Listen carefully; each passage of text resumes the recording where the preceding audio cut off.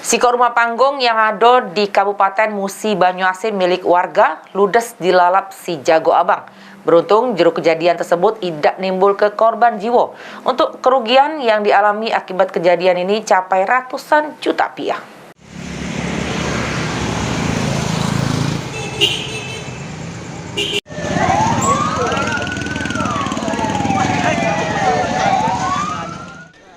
Sikok rumah panggung yang terletak di Kampung Talang Jawa, Kelurahan Balai Agung, Kota Sekayu, Musi Banyuasin ludes dilalap api.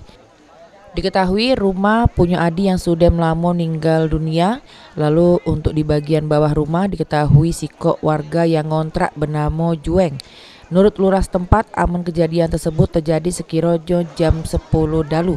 Pas warga sudah mulai sepi. Lalu ada warga berteriak selai api yang mulai besar di bagian pucuk rumah. Lalu begitu cepat mencakar dan menghabiskan seluruh bagian rumah.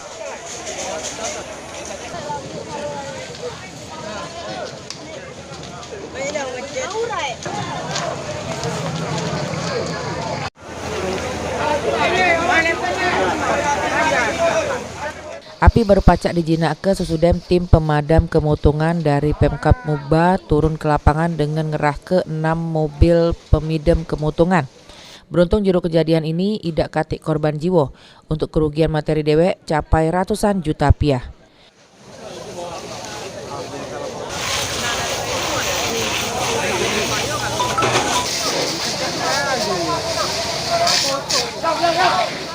Sementara di atas itu punya almarhum Edi, nah.